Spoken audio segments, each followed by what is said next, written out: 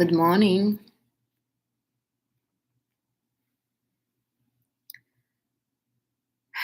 I decided to sit on the couch today. Let's see how it will work. Oh, I forgot that this is the mirror. Let's see whether it would be comfortable. Same. Okay, TikTok.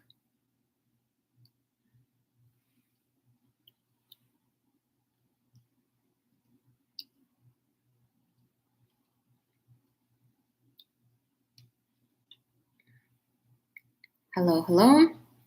So we're starting. Happy Sunday morning. Happy Sunday morning. I can't believe I'm saying this. Anyways, but it is happy Sunday morning. Today is an amazing topic. We're going to talk about 50-50 relationships, whether it's a yes or no. And I'm going to answer some questions. I guess this subject is really good because the Valentine's Day is coming, and I want you to be kind of prepared for this, for whatever might come. And maybe it will inspire you to change your mind. Maybe it will inspire you to kind of behave in a little different way, position yourself a little differently towards the man you're with and the man that you will be with in future, and the man that you were in the past. But before we'll start and we'll get together, I want to answer a couple questions. So the first question was, in one of the dialogues, I mentioned that you can see people's auras. You can, and so the question was, how do you see energy? Like, how does it look? So it looks like a mist, like a little mist around the body. It's very easy to see, and I already mentioned that don't look when it's very sunny. So look when it's daylight, but when it's sunny, like you can see my fingers right now. So you can look at your fingers, and in between the fingers you can see like a little mist. So you need to make sure that you're looking, but your look is not focused, like it's defocused completely. So like almost try to look through, not at your fingers but through your fingers, and you will be able to see. Now also don't try to see like this aura that is positioned like a rainbow, because we don't see the rainbow. Grown-ups don't have rainbows. A little kids, like maybe till like 4 or 5 years old, they have a rainbow, but it's very, very pale rainbow. It's not like really bright rainbow. Grown-ups usually have grayish, gray aura. This is because we have ideas, we have information that's not exactly goes with our right energy, right? For example, your heart chakra should be open to everybody. You should kind of look. Thank you. You should you should love everybody. Now, if you don't feel like that, like if you just choose who to love, who not to love, your heart chakra could never be as vibrant as it would like be if you would be loving everybody. So that's why also when you will see the aura of other people, it will be grayish. It will be like a gray little mist. Ideally, well, as ideal as it could be, it should be like a little white, or on the whiter side, like pearly white. That's if the person really works on their energy. Me personally, I haven't seen anybody's aura like rainbow aura in the grown-ups. Even mine is not. A rainbow aura in people could be after orgasm. Like when they're really in their truest nature, like very relaxed, very morning, Maria. When you're absolutely you're just feeling, morning, Hannah. You are absolutely just feeling yourself. This is the time when you could be like a little light rainbow. But for the most part, if you try to see aura and try to see rainbow, you won't see. The most you will see is just a mist. And from that mist, you can already make conclusions, because in some parts it's more saturated, and some it's more like loose, and you can see where the problems are basically. But you can see it's not that hard, really. It's not that hard. It's hard because we believe that it's hard. Um, we never saw it before. Like maybe when we're children we see it, but right now we don't. So okay, that's about that. Another one was, so last time we were talking about breathing. If you didn't saw that dialogue, please do watch. It's femininity and breathing. So the question was, should I breathe through the nose or through the mouth? So we always breathe through the nose. We have nose for that, for breathing. We breathe through the mouth only when it's indicated, maybe some meditations or some practices, some techniques, then you breathe through the mouth. But all the time, all the techniques should be with the nose. So through the nose, you breathe in, you breathe out through the nose as well.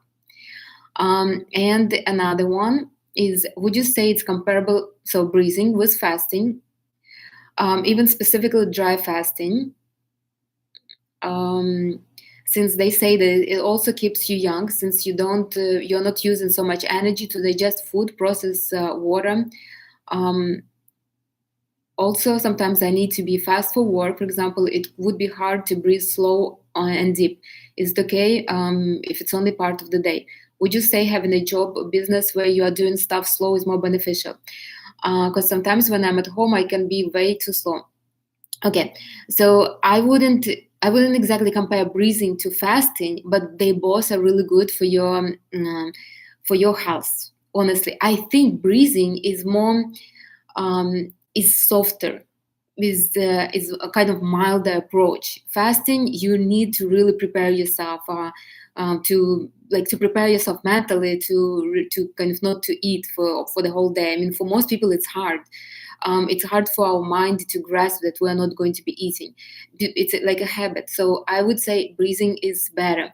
I would also say that breathing is you can breathe all the time and still and it would be beneficial for you. Fasting is not always, unless you are really prepared. Also, I wanted to say, being active and breathing slow is not the same. As I answered on YouTube, sometimes I have a friend, right? She's energy of fire. Sometimes we're on the beach. I mean, she's just laying, and her breathing is still very fast and very active. Why? She's on the beach laying down. So it doesn't mean like. On the other hand, there might be people that are active, but yet their breathing is the same. And I think it's like our power to.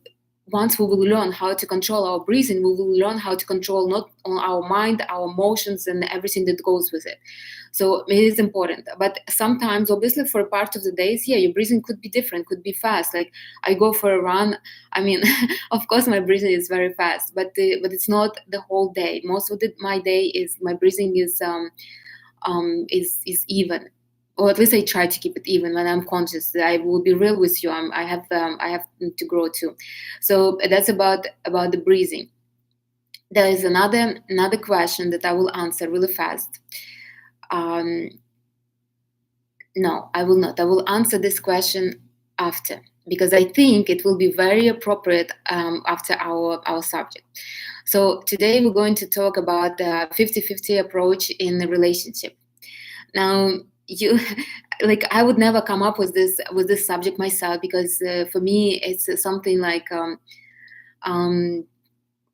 like go live in the mountains or something, like something that I would never even think about. So that's why it's so good and important that you give me ideas, because for somebody it might be a super important topic, and for somebody like me, I would never even put my mind into this, because it's like absolutely not a question for me, right? So I'm grateful for one of you who gave me this idea.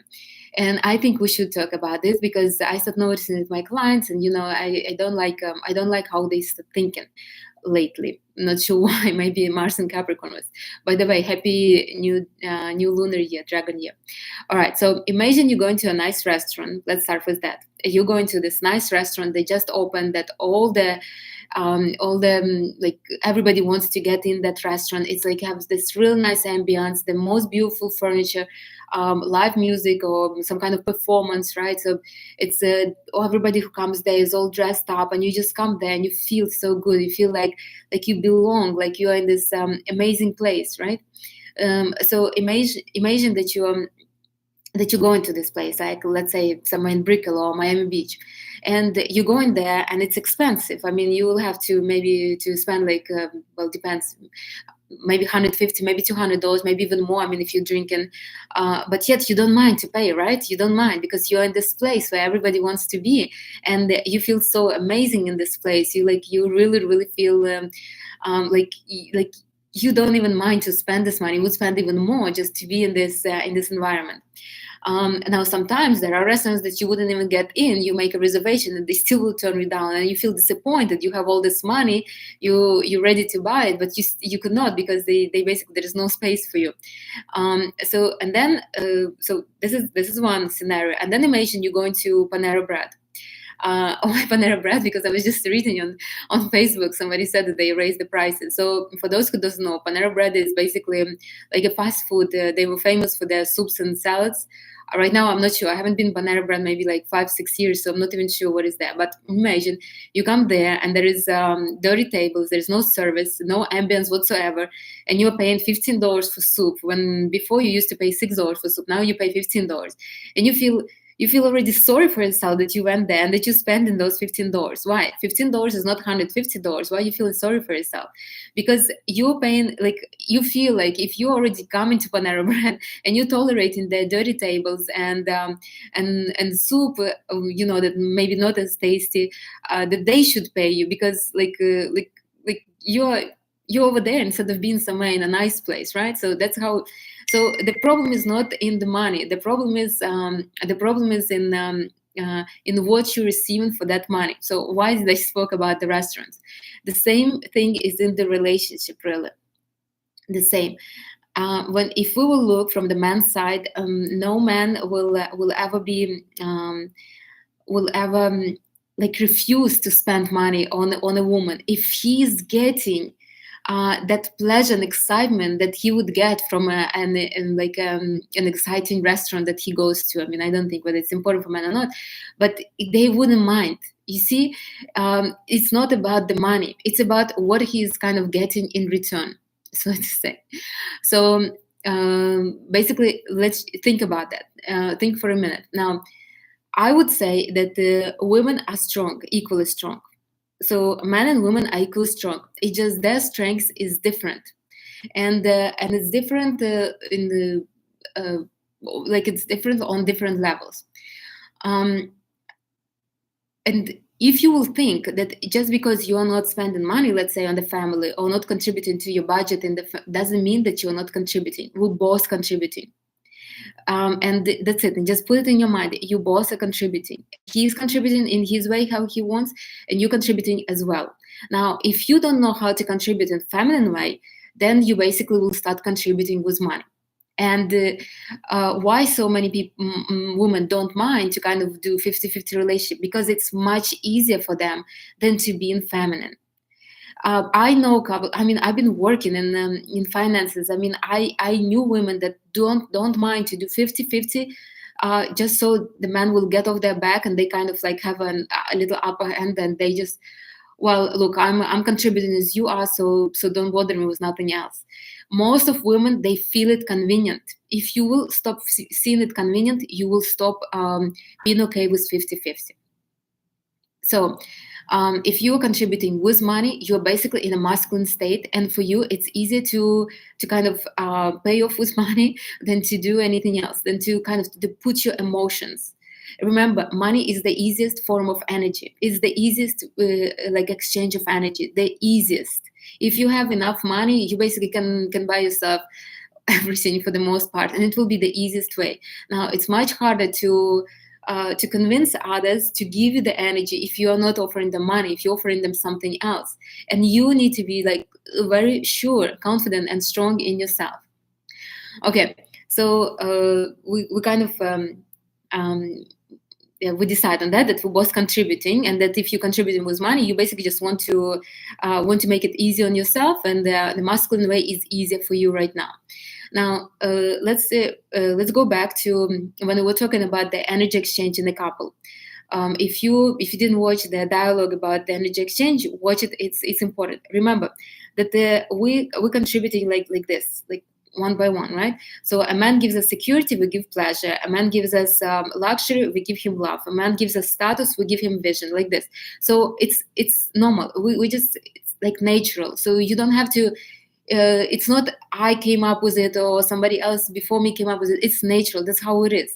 And we just need to follow the pattern. Now, when we stop following the pattern, there will be some kind of, for example, a man provides security and I provide security. And then we're staying on one level. We're not moving nowhere because who is going to provide the pleasure? We're both providing security. There's no pleasure in life. So we don't have pleasure. We're not moving up. So we're just basically on the same level, providing whatever little we have. Like I'm bringing little money, he's bringing little money. There is nobody who can push us to a higher level. Neither of us can make a lot of money because we're staying on the first level, on the first, on the base, in the first chakra, right? So we're doing this service for us and for a man that is in our life. I mean, who like it's either the man is going to be providing some kind of pleasure or something, um I'm not like who is going to give the pleasure, or maybe there will be another woman that will give pleasure. So somebody has to give us a boost. So don't think that when you are bringing money and you're paying 50-50 with the man, you're giving him like you're doing a good thing. You're not. You're doing a huge disservice for yourself, and even a bigger disservice for a man that's next to you. Trust me, I went through this. I know. And I checked it many times. So so when a man provides security for you, he's given his part. When he's given security, you can feel pleasure, you can give him pleasure. Don't ever for 1 second feel that you owe him anything. Don't. You're already given him. And no man will ever feel like you owe him unless you feel it inside. There's no such thing. Trust me. I mean, there is no man in my life right now who will come and say, hey, I think you have to, I paid for your breakfast, I think you have to give me half. There's no such thing. I mean, they will gladly buy me a dinner, lunch, and midnight snack as long as I will stay with them. Because it gives us, you see, when we give men pleasure and our companionship, they feel like they owe us something. So why not to give them this opportunity to kind of to pay to pay back for our companionship? I mean, to contribute, right? So you can. Now, you energetically, as I told before, a woman is a feminine woman is strong inside, but not very strong outside. Like physically, we're not as strong as men, right? They're more. They can endure more. They can work more. They can do physically more. Now we can do all that, but inside. So you will get a man. You will start getting men in your life when you physically do not want to provide for yourself, like when you're on that level that you're ready to have somebody in mind, somebody in your life that will provide you the security and that will do the physical hardships for you, kind of like that. I mean, it might sound a little bit not right, but it is right. So a man comes to you when you're already ready to stop doing all this physical activity, all this activity outside of you. Only then you will start getting men in your life. Now, as I told you, I always had men in my life since I was teenager, since I didn't even thought about men. I still had them because I was born in a feminine energy. Even though I was not paying much attention to that, I was not obviously brought up in feminine energy, I still was drawn men to me because physically I was sporty and everything, but I never was I never was as strong. I never had a desire to work or to do something. Like I was doing it obviously, but I never had desire. So I always was kind of ready to give this responsibility to a man. That's why I had men around me. Now, could I hold them? Yes, some of them I could, some of them I don't. So if you don't have no man in your life right now, basically you told universe and you're showing this every single day that you don't need a man, that you're good on your own as you are. Don't blame anything else. It's you inside of you projecting this. Now, there might be different reasons why you projected it. Maybe you were disappointed in man, or maybe you were hurt before and you're like you decided, okay, it's easier, I will do everything by myself. Maybe your parents were not giving you much, so you decided I will grow up and I will just earn everything myself. There could be different reasons, but once you're ready to share the responsibilities, only then the man will come to basically to your life. So you would need that masculinity. You would need that masculinity outside of you to do the masculine task that you that you could not do yourself, or you physically are not fit to do yourself. And if you think that you're physically fit, yes, we are, but for how long? I mean, how long can you be fit to work 14 to 16 hours a day? I mean, this is impossible for men. They grew like this. They grew in this in a little struggle, in competition, in challenges. It's good for them. It's not as good for us. Now, when you if you decide, so for example, you're in a couple with the man, right? So you guys are living happily together, and then you decide, okay, I need to go to work. I just decided I better be working. Remember, in a couple, it's the woman who decides how much money you're going to have. Now, so if, for example, I am strong enough to have, let's say, I don't know, to have a lifestyle for $10,000 a month, right? I will get a man that makes $10,000 a month, or he has enough money to spend $10,000 a month. Now, so if I have this man, right? Like I have this man now, I decided, okay, I need to go work. I don't know. I just decided that I need to go to work. That 10,000 will not change. If you think that I will go and I will be making another like 3-4,000 to my $10,000 that the man provides, it won't be like this. We still will have 10,000, but now he's going to have 6,000 and I will have 4,000. So when you are trying to make money as a couple, you're basically doing a disservice. If you're making money, you're taking that money from your man. Whether you believe me or not, like you can check it, but that's how it is. If you decide to go and make money, you're taking those money from your man.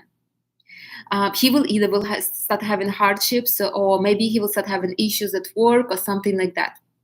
It is very easy to see. If you're in a couple right now, just go and try and get a job, and you will see.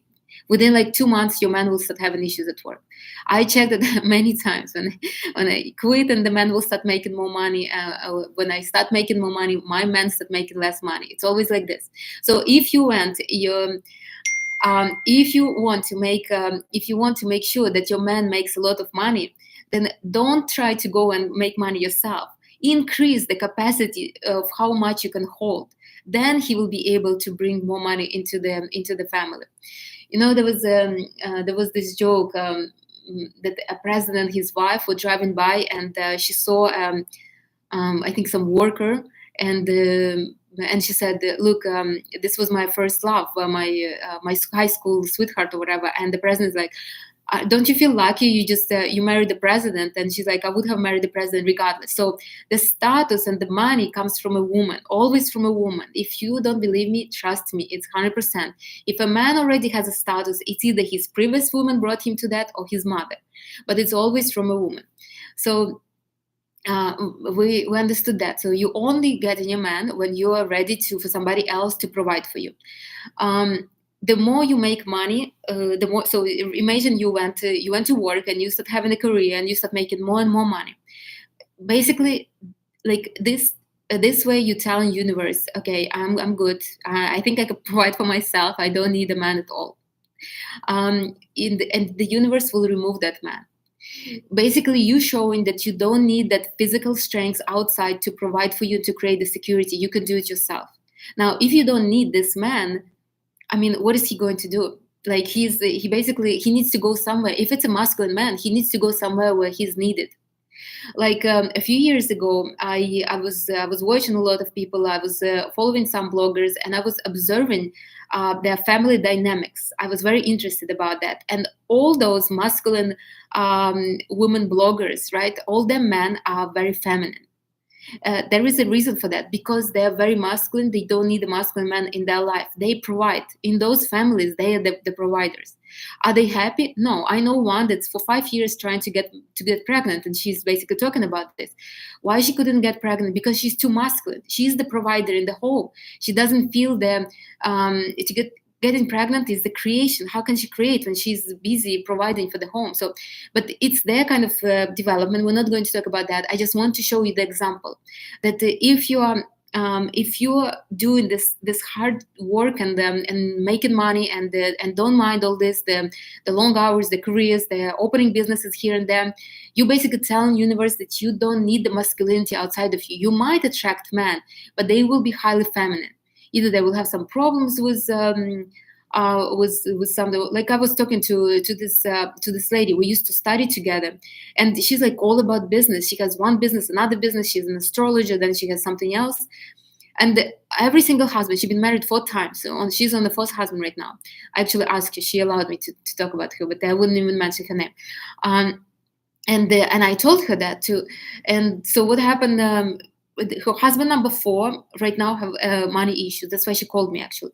So, and I'm like, well, you're astrologer, didn't you see? And she's like, no, because on his planets are supposed to make him wealthy. I'm like, so maybe the problem is in you. And that was her issue. Every single husband she divorced because they were not bringing money. And why? Because she's bringing a lot of money herself. She just bought herself a brand new BMW. I mean, does she need the man? She bought it in cash herself. I mean, the man feels next to her very emasculated. I mean, she doesn't need him. So he basically, he is not making money because whoever he loves around him doesn't need him. You see, if they would have kids, then at least he would be trying for kids.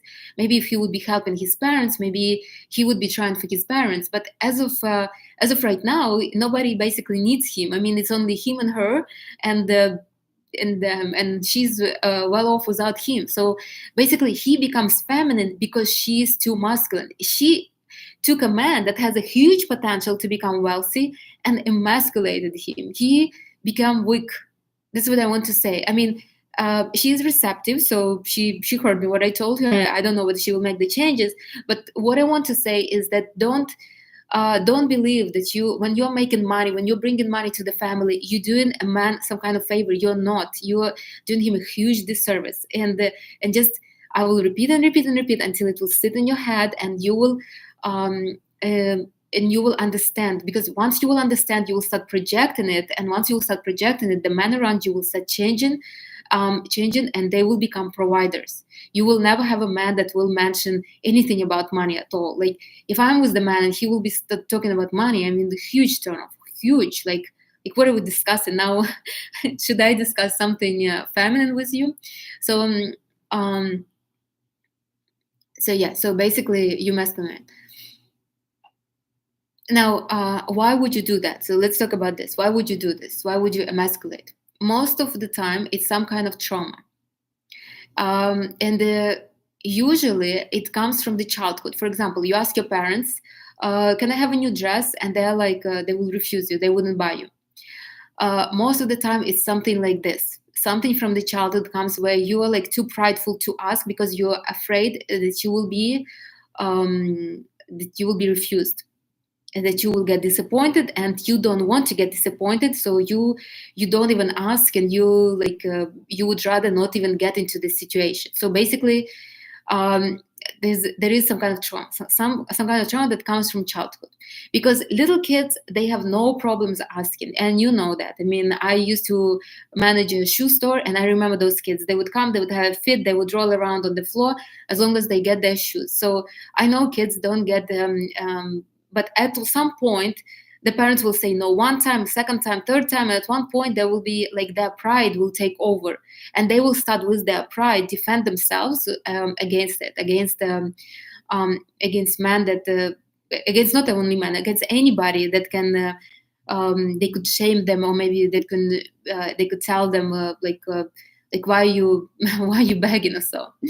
So when you offer a man to pay half, you don't believe either that he can pay, so you already see his weakness instead of his strengths, or you're too prideful to allow somebody to take care of you.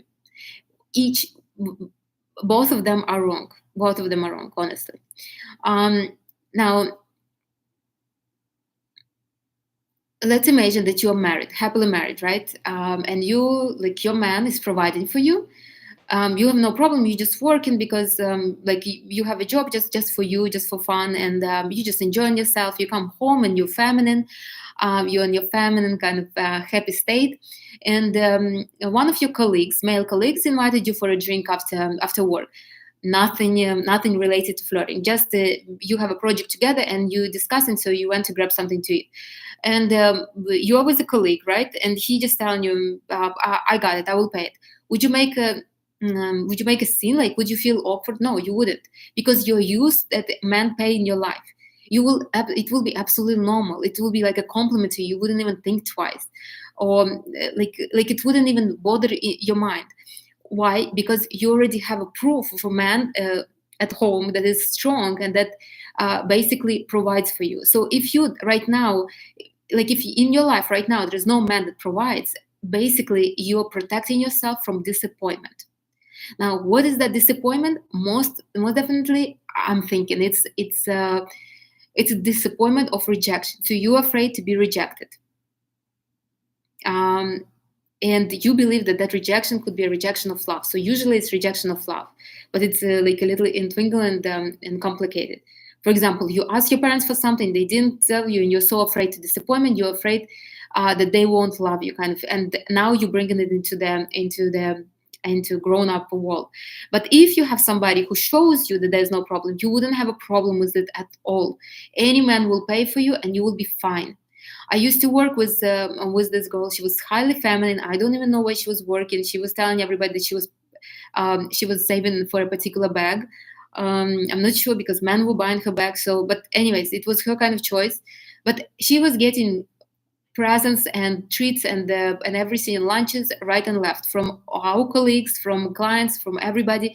For her it was absolutely normal. It was her like a normal state. She was getting it when she was not working, and she's getting it when she's working. So remember, if you are if you don't allow a man to pay for you, like what are you protecting yourself from? What are you afraid of? Ask yourself these questions.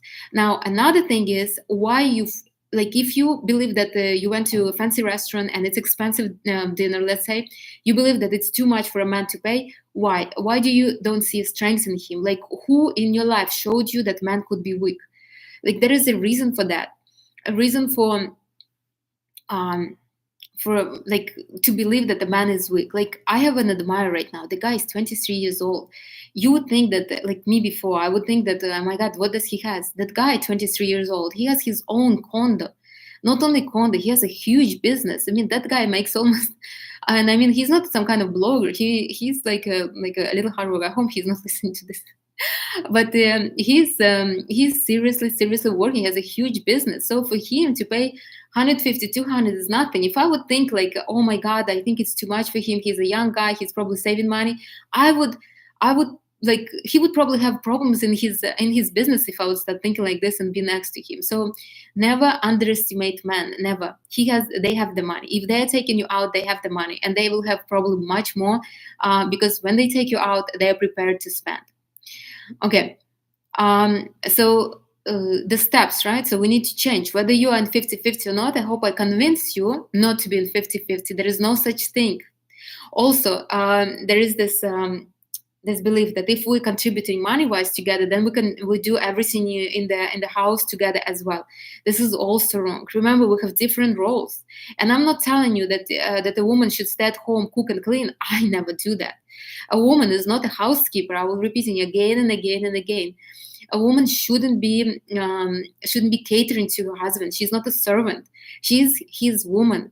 And if he is really see her as a woman, he will find a way to provide for her a housekeeper, a cook, or maybe you guys will be eating out, something like that. You can cook, but only when it gives you pleasure.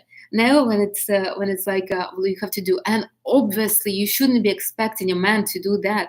I mean, a man's strength is to provide, to care for you. So let him do that instead of him vacuuming and mopping floors. I mean, you're taking his strengths away if you are expecting him to do that, or him babying the kids, right? It's not a man's job. With the kids until they're like 4 or 5 years old, they're in the same energy field with the mom till 12 years old, but they need the mom more than the father. So there is really no point in making a man to sit with the kid when the father doesn't feel this urge. It's not his job. His job is to provide, to care for the kid, so he can make enough money to have maybe a babysitter, or maybe provide some kind of other help to a woman or something like that. So it would be wrong to expect a man. All this 50-50 approach is wrong on all sides. It makes women masculine, it makes men feminine. It's like there's no polarity. The polarity gets completely removed in this approach. So I hope, I encourage you not to do it, not even to agree to it, not even never to discuss it, like to the point that don't even believe that it's possible in your life at all. So that's about that. Now, so how to get yourself out of, if you are in something similar? So don't, first of all, never feel guilt.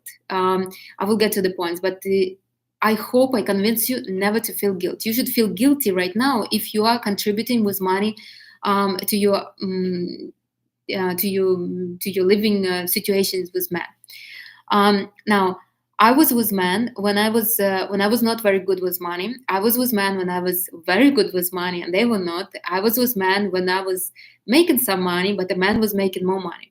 And the best time when the best relationship I had with men was when I was making a little money, and he was making much more money, and I will explain you why.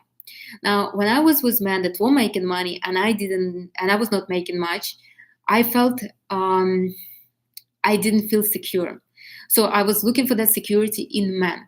I was like craving that security. I was basically putting too much energetic pressure on that man and what he gives me or he doesn't give me, which was wrong. Men felt it. I was like a Panera bread at that time. I was basically, give me something.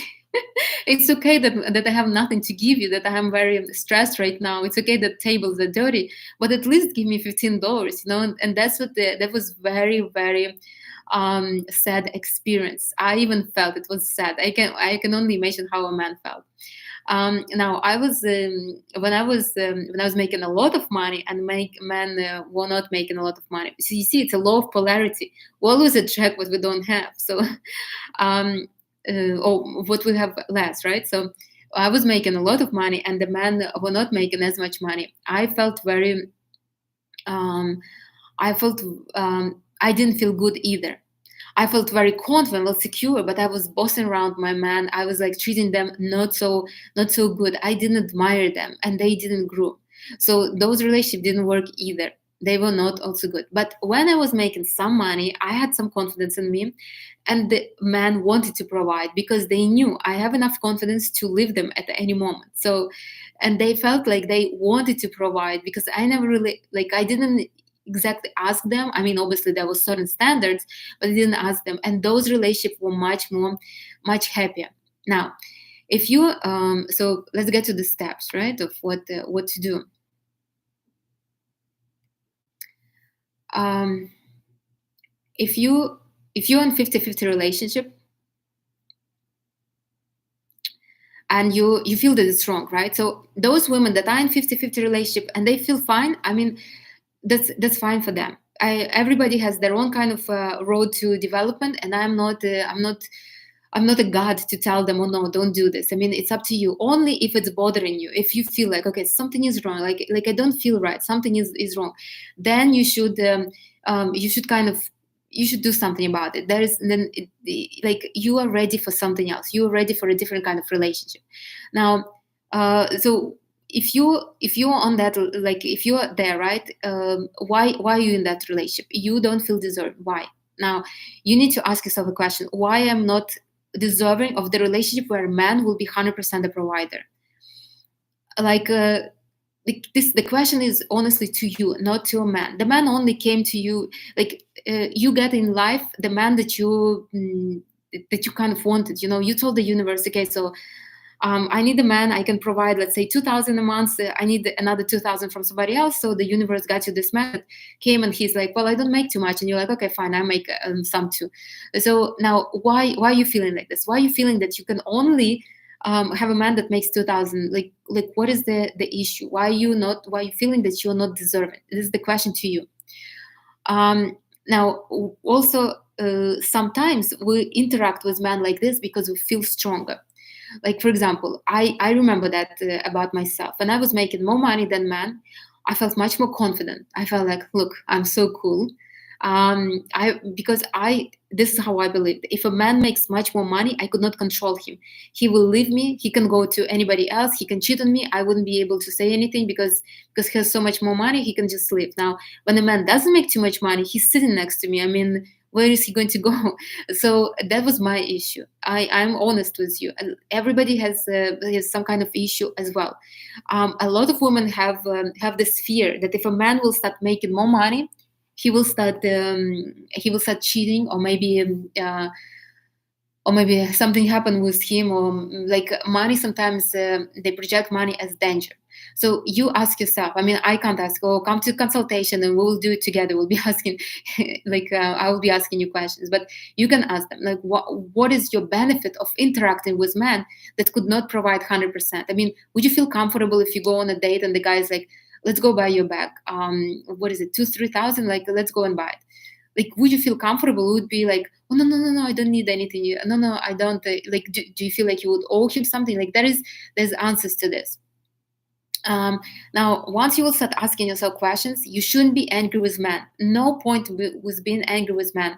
Men are only showing you what is inside of you right now. I mean, if they wouldn't show, how would you know? How would you like know that you don't believe that you deserve a $10,000 budget every month? So this man came to show you what is inside of you. You should honestly feel somewhat grateful towards him. Like, you should feel like, okay, thank you for showing me that. I know what I need to work on. Like, kind of like that. No negative feelings, because those feelings you're feeling towards yourself, what's the point? So you will start hating that man. You will start hating your man inside of you. It won't help you anyhow. Now, I would ask you to go back to your resourceful state.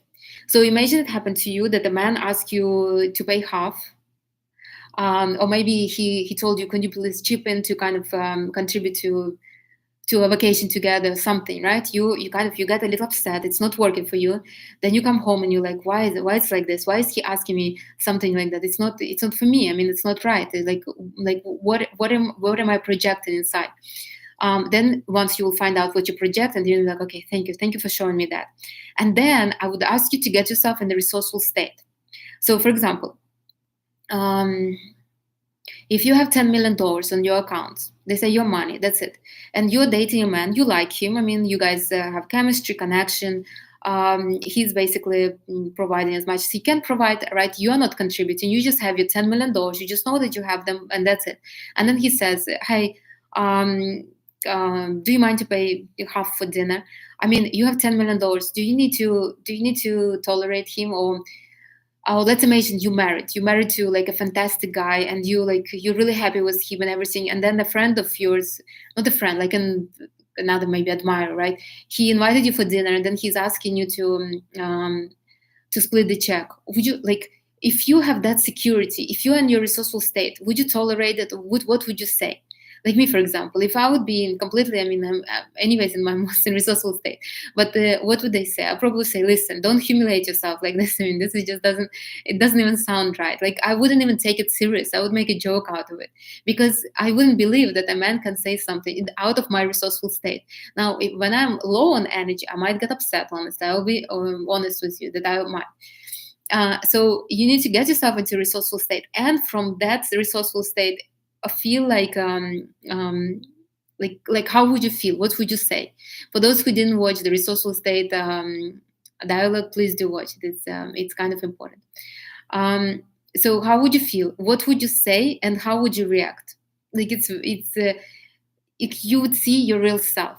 I mean, if you will tell me, well, I wouldn't mind if I have $10 million, I wouldn't mind to pay half for a man, that you're in masculine, basically. Then you don't see him as a man, you see him as a friend.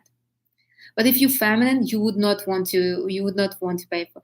I know feminine women, and I know they have money, and they never ever offer something. And I remember those women were in my life when I was on my feminine journey, and never triggered me like crazy, because they would be like pretending like I knew they had money, and they would be like, oh, you know what? I forgot my wallet. Could you cover it?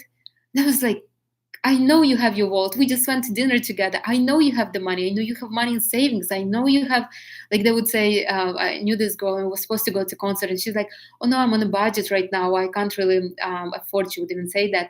And I was like my mind would want to blow up. You have the money. Why would you refuse yourself this pleasure?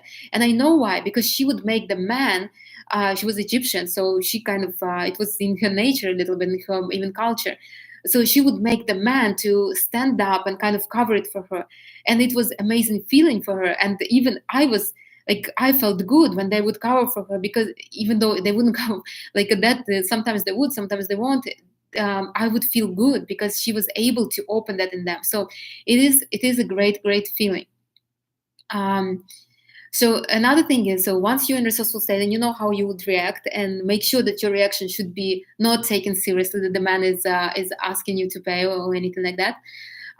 Then you always, if your security is money, you always need to have your money or a source that like some gives you some kind of income, or maybe some investments that you have that you can take out if you need something. You need to have your money always.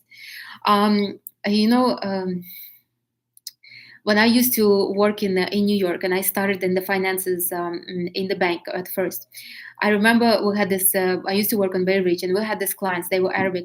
They would had safe deposit boxes. It's like this little boxes. If you don't know, you can keep your valuables there, and it's in the bank. Nobody can access it but you, obviously. And there was a lot of Arabic women, and they would keep cash and the jewelry there. And I know you're not allowed to keep cash, and but it's okay, whatever. And I was surprised. Why? I mean, they had this agreement on marriage that the man is supporting them, that he will never let them starve for anything. And I remember I was talking to one of them, like we got close, we started talking, and she said, I feel secure like this. I feel good, I know that I have some money, I know that I have jewelry, and my husband knows that I do have, and I feel good that that I have something. It keeps me like more relaxed and more calm, more secure.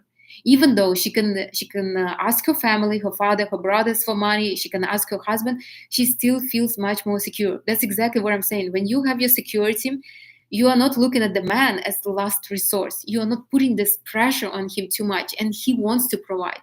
Then you becoming like that expensive restaurant on Miami Beach. You have all this, you're in pleasure because you have your money, you have your savings, you have your gold, whatever you have there, and you have your security. Now you can be truly in pleasure.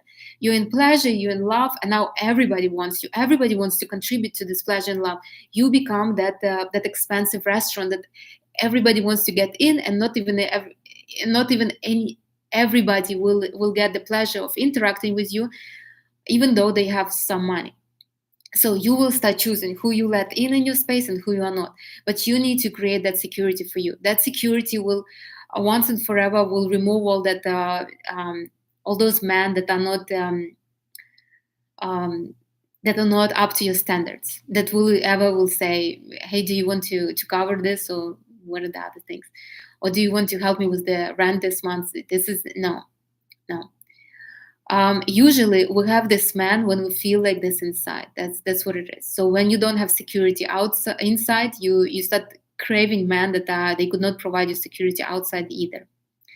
Now another one is, you need to keep your standards. So never ever lower your standards. You start lowering your standards little by little, and that's it. Again, you're taking money from your man, basically. So imagine you are with the man and you are used to do the manicure, right? You spend $100 to do a manicure, $150 if you do the gel, whatever. So let's imagine you spend this money. You're used to this. This is your standards. Now you're with the man, and he's like, he found out that you're spending $150 on manicure. He's like, my God, you're spending $150 on manicure. For him, it's strange because he's a man. I mean, he would never probably understand like what we ladies kind of need. He might spend $150 on something else and wouldn't even blink, right? So those words should not anyhow affect us. Anyhow, like, as I'm spending $100 on manicure, I should only increase it. Now I should add maybe do my eyebrows, or I don't know, maybe do my hair much more often, or something like that. So I shouldn't lower. I should only increase and increase and increase, basically, the expenses. And it should become a new habit. You could never allow somebody to lower your standards. Now, men, whether they talk like this or not, they feel very powerful. Super powerful when you depend on them, when they're paying for these little things of yours. Trust me, I never met a man that would be like, I can't believe I have to pay for this. Like, I don't met ever a man that basically would regret giving money to a woman for her things. Never. I never met such a man. Even though they would argue, they would complain, they would this and this, but they still would. If they don't want to, they will just say, "I could not." Even yesterday, I went to lunch with this guy, and he got divorced like a few years back.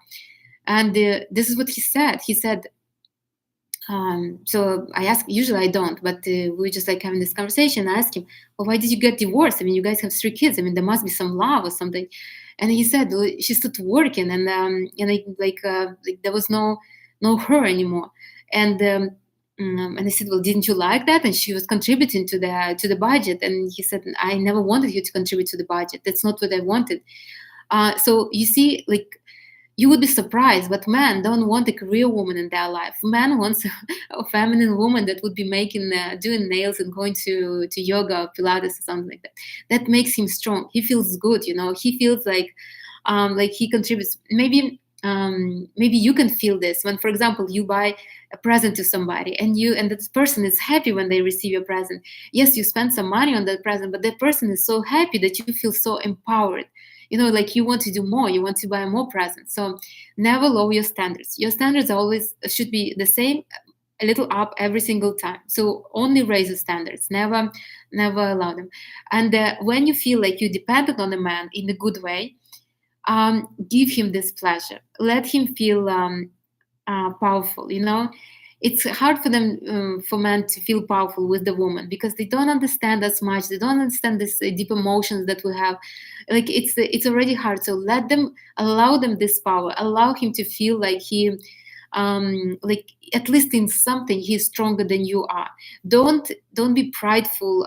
Don't put this walls around yourself that you're like, oh, okay, so you're not giving me money for the manicure, I will pay myself, that's it. Don't. It's not good for neither you nor him. Allow him the power. Allow him this belief that he's doing you kind of maybe a favor. So he will feel good. He will feel good, and you will feel good that you're with such a strong man. Now, you shouldn't be like begging for money. Obviously, that's also would be strange. But if you're strong yourself, if you know that you deserve in this, you wouldn't need to repeat yourself twice or 3 times or something. Maybe a reminder, but that's basically it. And the last one is, you need to start believing and understanding that you are helping a man when you're making him responsible for everything and everything around you and for both of you. So you're really helping him to develop. You really do. I mean, I'm not sure how to, like, if a man has nobody to care for, to give to, then what is he going to do? I mean, it's either he's going to spend on others, so he will be spending on his friends, or he will be spending on his relatives, or he will be, worst case scenario, using some kind of substances and spending money on that. I mean, they need to have this outlet where they would be just spending money. It's not always about the business. It's also something that would give them pleasure in life. So if it's you who is giving them pleasure in life, then he needs to spend on you. And you must understand that it is how important it is for the man. It's even more important for the man than for a woman. You are doing him a favor by allowing him to put this channel towards you, to like you're basically taking it on yourself. Okay, fine, let me spend your money so you will kind of develop. I mean, don't feel exactly like this, but this is how it is basically in energy world. Now, on the other hand, when you allow a man to pay for you, he feels like this. Okay, allow me to kind of to be this powerful. Allow me to pay for you. So you allowing him something, he's allowing you something. It's a win-win situation. There's no other way. No other way. And you need to be truly in trust that it's coming to you. If you had a good childhood where your father was providing, where your mom was providing, where you was getting a lot of love, a lot of care, you would feel like this. You will know that that the man wants to provide, and there's nothing about it. It's like a normal, like I think like the same as a man likes you, he invites you for on a date, right? You wouldn't think nothing out of it because it's just normal. So the same with money. You wouldn't feel like if a man gives you money for your nails, that's something out of the ordinary. Or if he pays for rent where you both live together, that's something of the ordinary. It's absolutely normal. I want you to kind of to get in head and be in trust. Be in trust and acceptance. this is really crucial. So to sum it up, kind of, oh my god, almost an hour. And I thought it would be a fast one. So to sum it up, basically, there is no 50-50 thing. This is energetically incorrect, and hugely wrong approach to relationship for a woman-man relationship. Very wrong. It's energetically, it's absolutely backwards. It makes a woman masculine, a man very feminine. It's not no good for nobody. It doesn't help develop neither a woman nor man. They do develop, but they develop like opposite, and it's completely not what we're here for. So if you're in such a relationship and you feeling that something is wrong, like you don't feel it's right, that means that you're ready for something else. You need to find what is your benefit of being with such a man. Then um, you need to find the reason why you're with such a man. You never be angry with the man. Just basically, be kind of grateful that he showed it to you. Get yourself in a resourceful state. What would be the most resourceful state? Would it be that you're with this maybe wealthy man, very generous, that picks you up and takes you on his yacht into the sea, or you guys order food and just having a picnic on his boat or something? I mean, what would be your resourceful state in this case? And from that resourceful state, feel how like create the reaction from that resourceful state. Probably you will just laugh if somebody will say, hey, can you cover this dinner, right? You wouldn't even respond, right? And then you should definitely have your security, that's for sure. With that security, you will be focused more on the man, on love, on feelings, on emotions, when the security thing is covered. And you need to keep your standards, so never lower your standards, only go up and up and up. No matter how much man complains, remember, if you will lower your standards, you taken away his money. And another thing to remember, when you start you attracting men in your life when you need them, when you physically need them. So you're like, okay, I don't want to work no more, that's it, I'm ready to have a man in my life. You start attracting men in your life. If men don't stay in your life, that means that you're too masculine. You're showing the universe that you don't need that outside masculinity around you. Don't blame the man, blame yourself, basically. You just need to become more feminine, like that. Okay, I hope it's useful. Also, another thing to keep in mind: don't forget, don't make a man to be 50% helping, like Kating in like looking after apartment or something, or doing chores. It's not right. That's not the right approach. Better tell him that it's a little hard for me to kind of to do it all by myself. Let's hire somebody. Let him get the money. And the most important thing, remember, all the money that are in a couple, if you're with the man, coming from you. So if you're going to go to work, that a man will have less money.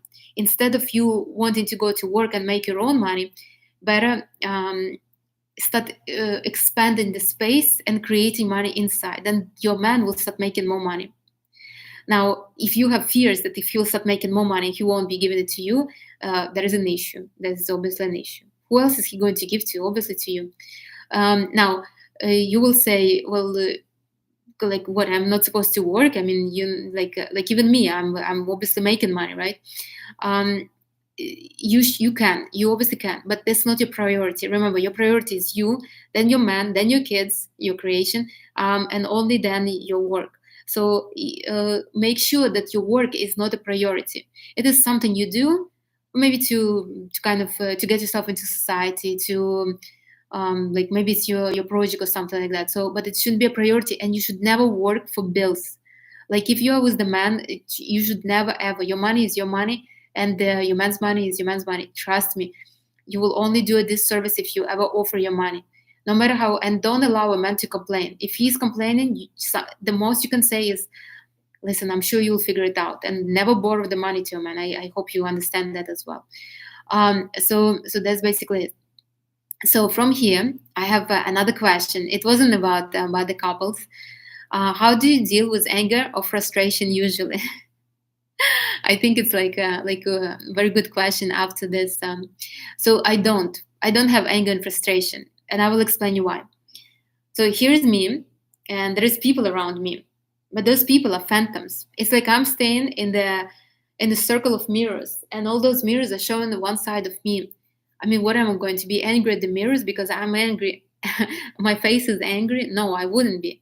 I would um I would I would thank the mirrors that they're showing me something that I need to work on. Like why do I feel these feelings? Like the same guy that I was yesterday, I went to lunch with. Just a second.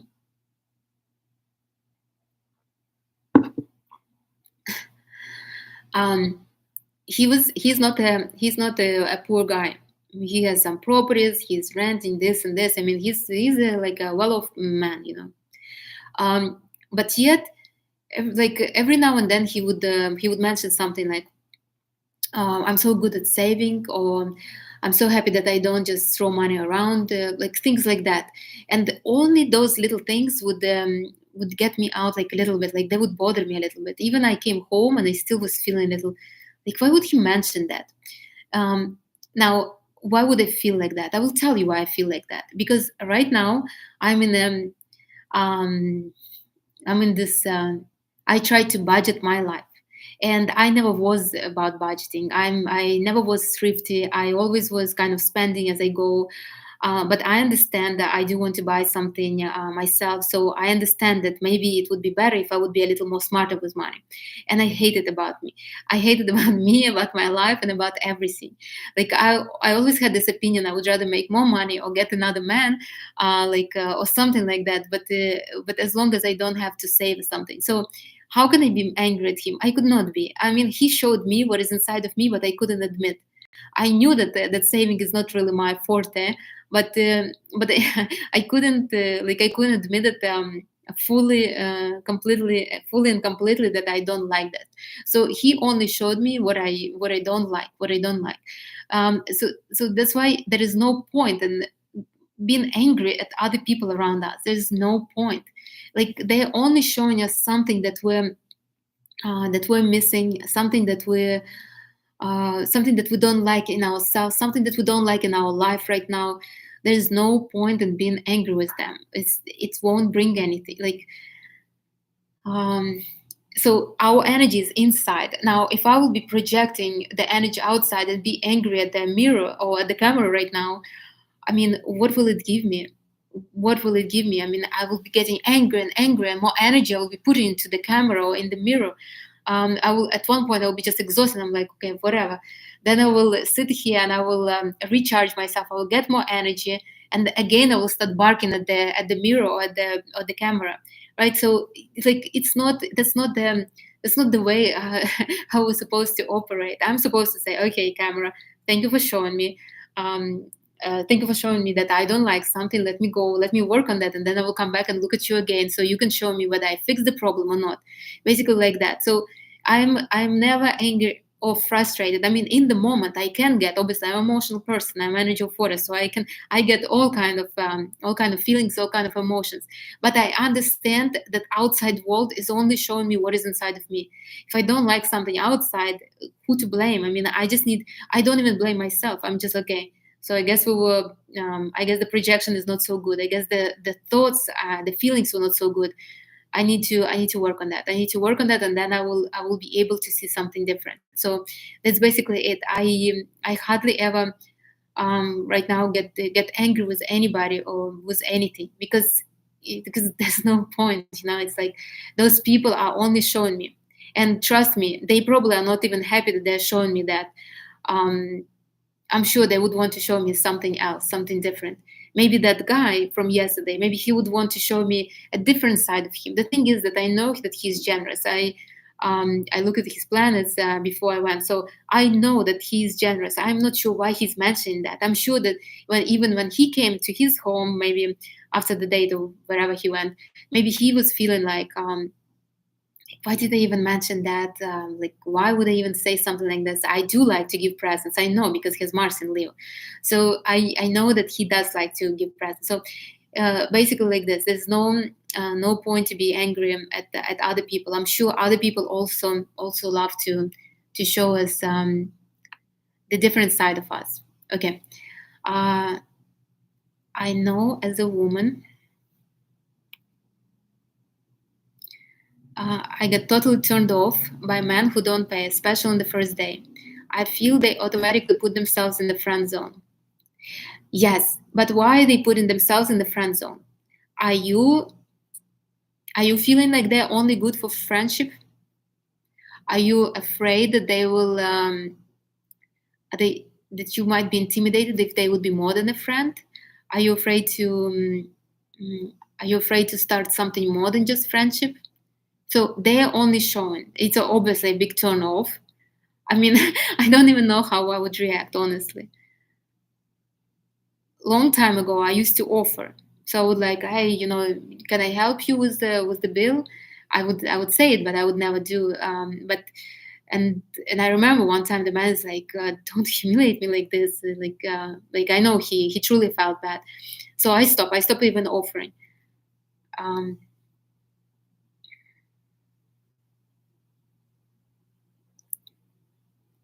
what exactly does it mean to allow him pleasure? Um,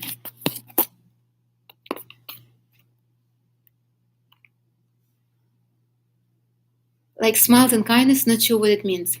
Allow him the pleasure to serve you. I think that's what I was. I think this is what you mean. So it is. Um, so he feels pleasurable and like really inspired just by being with you, being in your space, being just having your company, like enjoying you. It gives the man a huge pleasure. So when you allowing him to pay, like to contribute, that's like it's his pleasure. He's basically paying you for what you're giving him, um basically like that. So well, when you allowing him anything, like to do anything for you, you just basically like giving him a favor, like you helping him to um to develop. I think that's what you meant. But remember, men enjoy our company. They do enjoy, and they want to care for somebody. Look, masculine man, masculine woman, they enjoy caring. They enjoy caring for pets. They usually have pets or somebody. They like to care for others. They always contribute money to the charities. They help their families all the time. I mean, it's in their nature. They like to do that. So allow them to do it for you. Allow them to be that expensive restaurant um, that can that can allow a man to spend his money and to enjoy himself. Don't be a Panera Bread. I mean, I have nothing against Panera Bread. I used to go there often. There was one next to my work, and I used to go there all the time. All right. Any more questions? I hope I motivated you. So Valentine's Day is coming. Don't have any strong expectations, and just feel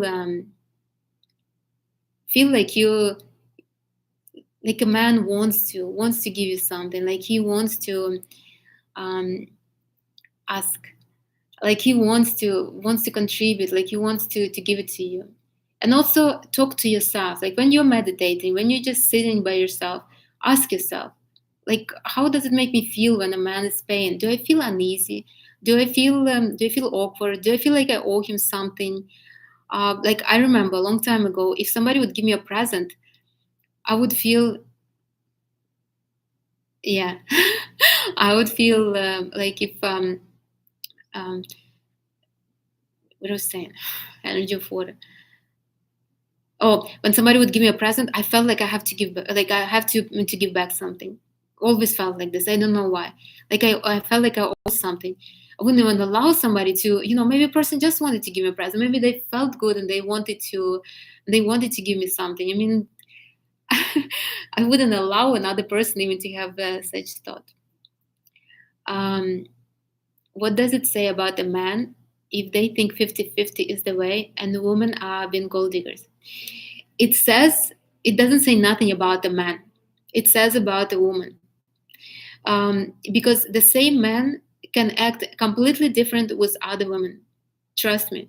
I will bring you an example, a very bright example, not about the budgeting, but so I had this a friend. We used to be in high school together, and when I was in high school, like dating was not a normal thing. I mean, there was no like we were not dating, we were not. Um, like it was not normal. But this one girl, she was looking super mature. She was the same age as us, maybe like a year older, but she was dating a guy. He was 2 years older than her. Once we graduated from high school, everybody went to universities here and there. She started living with this guy that she was dating. So uh, they never got married, but they just were living together. He loved him, I assume at that time at least, and they lived like this for 8 years. So we like graduated, we had our life, we had this and this, and she just kept living with him. Now they didn't have kids. Why? She wanted kids, but he was basically telling her, oh, we need to get on our feet. I need to graduate, and then I need to start work. I need to make my career. She was patiently waiting for 8 years, right? She was like sitting and waiting for him. I think she was like 17 or 18 at the time. So till 26 she was waiting. And then he graduated, he started working. She never went to university because he didn't want her to study. She basically was a housewife. At one point, like she was, I think 26 or 27, I guess her Saturn return, she started panicking. So she told him, I want to have a kid, let's have a kid. And he's like, no, it's too early, this and this. So she got super angry and she left him. So she started fighting and they kind of split up, and she thought he will come back for her because they've been together for so long. Like she was sure he will come back. So they split up and he was okay. He never came back for her. A month after, he went to he went to another city for work. So it was like a work trip. He met over there a woman, another woman, like they were on a project together. 2 months after, he married her, and half a year after, she was pregnant. So that's exactly what I'm saying. It's not about the man, it's about the woman. That woman, the girl that I was studying with, she was okay with that situation. She was fine, like living that life and depending on him. She was fine that the other woman was fine with if a man likes her, he needs to marry her. If he likes her, then they're having a kid like this. It's not about the guy. I saw many examples like this, many. I saw a man that was stingy and greedy with one woman, and then he would just throw money around like crazy. Like I even had one time, I was working still in New York. I had this admirer. That's unbelievable. He was so greedy towards his ex-wife and his kids. I didn't know that at that time.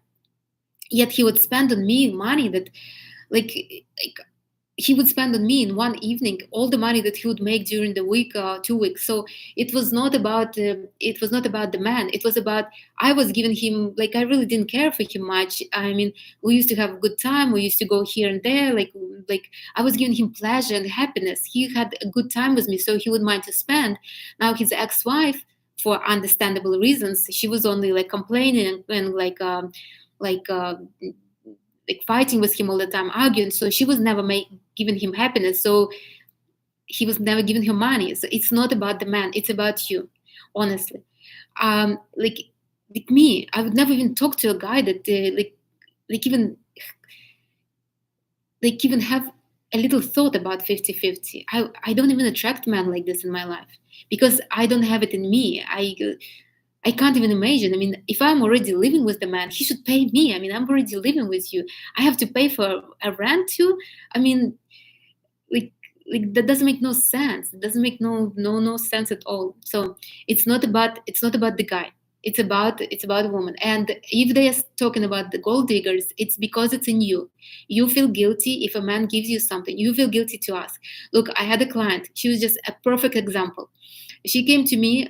She was very much that, I don't want to look like a gold digger constantly. She was repeating this. I'm like, why would you look like a gold digger? I mean, you're a beautiful girl. You're giving a man what he wants. You're giving him pleasure. You're giving him companionship. It's an honor for him to pay for you. So when we start working, it's like every single guy was calling her a gold digger. 2 months after, and she told me that on one of the consultations, she's like, you know what? It's been like a month and nobody called me a gold digger. Nobody, because I put it in her mind, and it's basically it grew in her mind that she's not a gold digger, that it's normal that a man wants to give it to her, that she's not begging or asking him for something. It's his pleasure to give it to her like this. And once she started believing in that, with my constant repetition, the man started projecting it to her. Till now, I don't think anybody calls her like this, because she truly believes that she deserves, and she truly believes that they want to give it to her. So all in you, all in you. You counting all my qualities, the animals, the charity. Yes, you see, and Maria is she got a lot of fire energy, masculine. Fire energy is very generous. It likes to spend, and she has a cat, and for that cat she buys everything. Everything, she maybe doesn't allow herself to buy. She buys for that cat because they really do like to care, and charity and everything. So this is like, every man is like this. So give him this, allow him this um, ability to kind of to put this money into something, allow him to spend them on you or on something like you. If a man mentions on the second date that the previous woman asked him for a present to go on a date with him, and he felt like she wants to use him for money, it means he's insecure. It means that you feel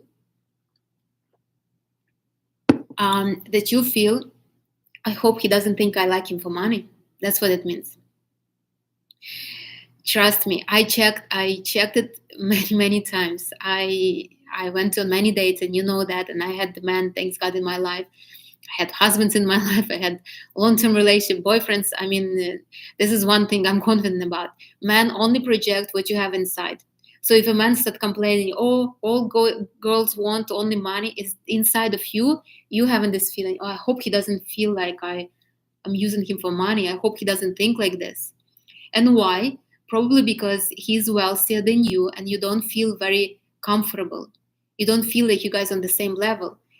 And again, why? Because you believe that to be with him on the same level, you have to have the same level of material goods as he does, which is wrong. You bring it to the table completely different set of qualities. You bring in this vision, love, pleasure. You bring in something that he doesn't have. He can't buy love for money. I mean, well, I guess you can somehow, but you could not buy vision or pleasure. Well, pleasure, the easiest you can buy with money. But what I want to say is that for men, what you bring in is much more valuable than money, and you need to put it in your mind. If you're feeling right now that, oh, I don't want this man to feel bad about me, that means that you're feeling kind of like this. If you would have $10 million on your account, would you feel like that? Would you go on a second date with the guy? Wouldn't you? Like, would you feel that he might think that I'm using you for money? I mean, that would be ridiculous. You have $10 million in your account. What would you use him for money? You wouldn't even allow this thought. This. You see where I'm going with that? It's all inside of you. Your security inside of you. Or if he will say something, you would say to him, "Listen, what money? I mean, I have more than you. What kind of money?" So it will be comical. It wouldn't be even serious like that. So basically, like this, it's not about men, because he decided not to even go on a date with her.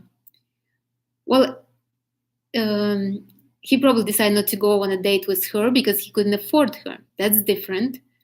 But it has nothing to do now. I would only look, why did you attract this guy into your life, and why does he has even audacity to talk to you about this kind of on this subject? I mean, what kind of man is discussing his previous relationships with or previous or other girls? I mean, this is awkward. So yeah, don't. It's only inside of you. Again, it's only inside of you. If you would have $10 million in your account right now, would you attract such a man? Probably not.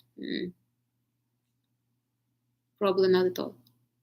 And if you would have those money and you would feel super confident, you would probably attract men that would kill themselves to try to prove you. You will become that expensive restaurant that everybody wants to kind of become part of, want to be in.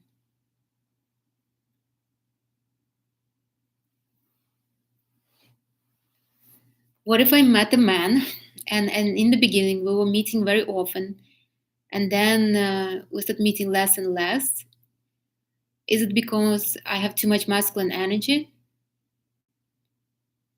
Or is it because I'm putting too much energy into him? I think you put too much energetic pressure.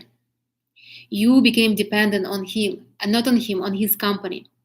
So you're with the man, and when he's not with you, like you feel so good with that man that when you're not with him, you feel like you won't be able to feel the same feelings like you felt when you were with him. And so the more you will feel like this, the more you will feel pleasure on him, because you will basically um, you will want him. You don't want the guy, you want the feelings that you had with him. You probably had a particular feelings when you were with him. You felt probably very, I don't know, very nice, very feminine, and and now you want to get the feeling back. It's not about, you probably not in masculine, in that much masculine energy. um, I think you just put in too much energy, like too much pressure on this relationship, too much. This is something, um, yeah, I wouldn't. Remember, those feelings are inside of you. If you want to get this man back, and if you want to meet with him more often, what I would do, I would remember when you guys started dating, maybe the first or second date when you were together, how you felt. Like you didn't care for him much yet, and it was very pleasurable.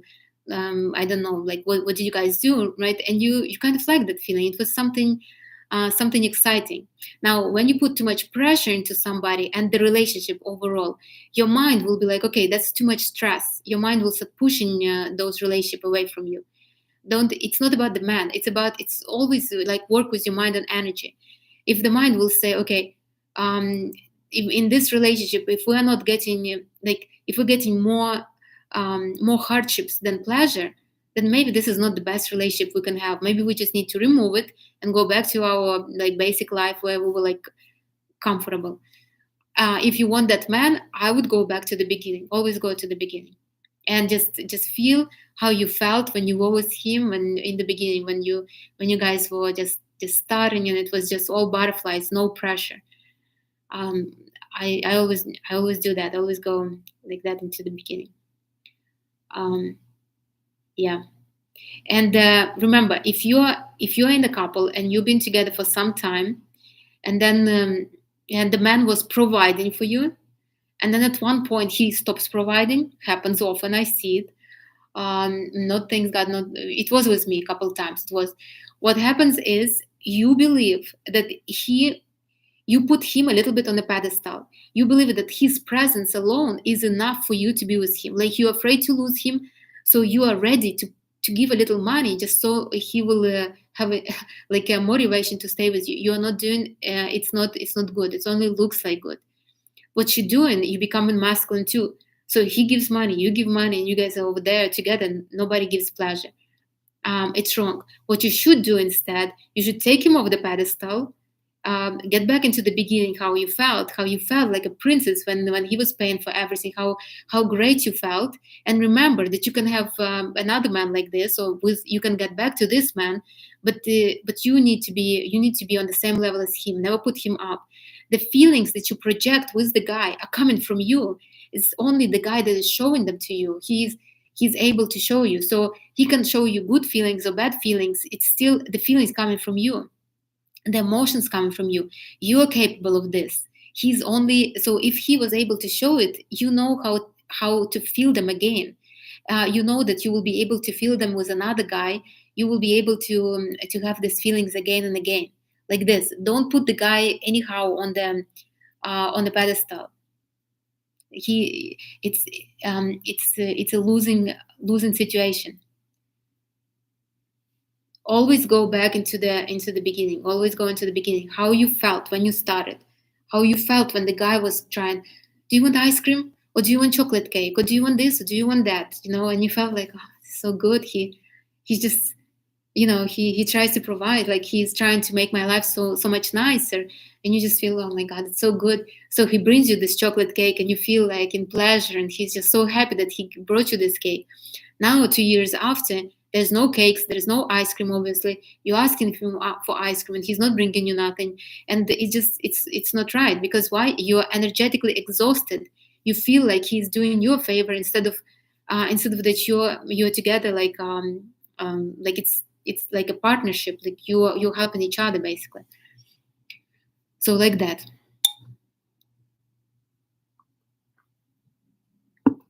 Never lower your standards. Never. Will not work. Your man will probably have more hardships if you will lower your standards, or he will start having some kind of, his car broke, um, he start owing money somebody, he has to pay for something unexpectedly. If he's not spending money on you, he will need to spend on something. So if you don't want him to go through hardships, take the money from you, help him to spend them, show him the vision that you are. If it's the energy of air, show him the vision.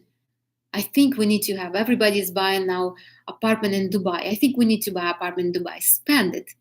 Let this apartment be on your name. Or if it's energy of fire, I think there is a new amazing bag. All my friends will be jealous. Let's buy it. Let him spend it.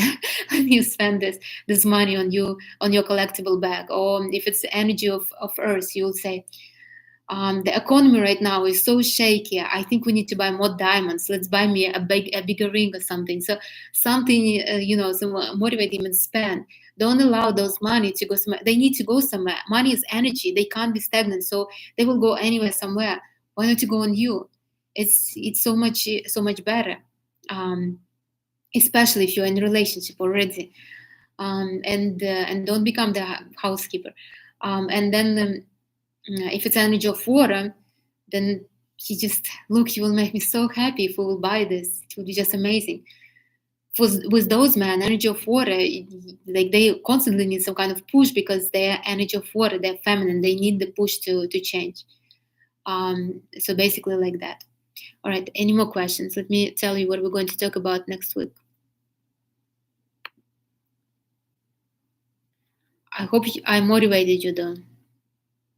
I hope once and for all you will stop with 50-50 and understand that you're doing disservice to your man and to yourself, to the whole world around you. Because remember, our job as feminine women to bring the femininity in, and like this, we're bringing masculinity in man. We're contributing to the future generations, to the world like around us. Like it's 50-50. I mean, we're not contributing to nothing. We're just making it worse. Okay. Next Thursday, we're going to talk about Pygmalion effect and Ho'oponopono. This is two very, very amazing techniques to work with your mind. You can say that they're somewhat NLP, and I like Pygmalion effect a lot, and I use it a lot. And I'm going to share it with you how I did it. And next Sunday, we're going to talk about a systematic approach to life. This is I already told you about the roles and everything. So we have roles with everything in life, and I think we should discuss it. So that would be next Sunday.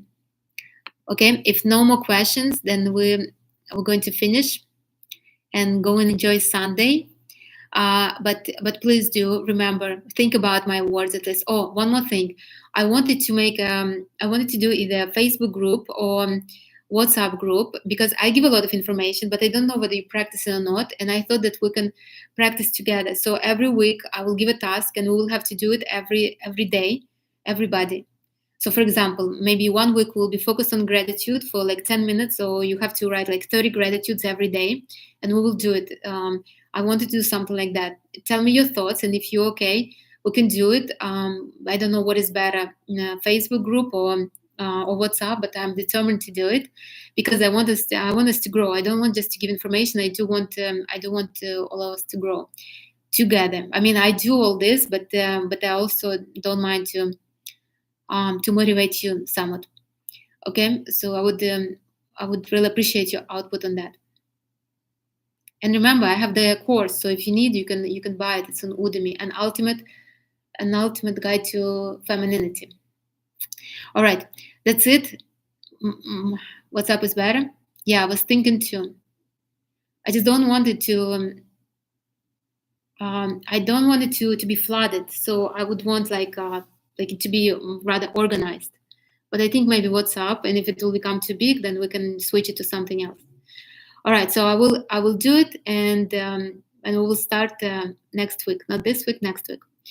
All right, ladies, remember it is new moon, so do start something new projects, new moon, new year, new lunar year, dragon year, and it's also all the planets are direct. So do start something with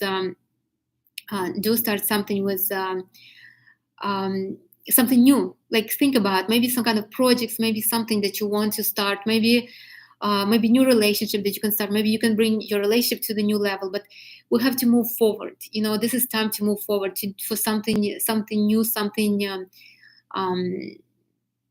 that we didn't do before. So good time right now. Good time for that. Not good time for playing right now. Good time for doing. Let your mind work on that for you. Okay. Happy Sunday, everybody. WhatsApp is good. Okay, perfect. So if WhatsApp is good for everybody, then we'll do WhatsApp. If you know anybody who will benefit from that, we can. I will add you to the group, and I guess you can tell me, and I will add them too. Ladies only, though. Okay. Have an amazing Sunday. Don't forget about the meditation. Do the meditation. I do it myself. I hope you do also. Open the pleasure in you. Allow your body to, at least for 20 minutes, to open the pleasure. It's on my channel, I'm Pleasure. It's called I'm Pleasure. There's a lot of you, so I think you're watching it. All right, everybody, enjoy your Sunday. I will talk to you on Thursday, and have a wonderful week. Bye, everybody.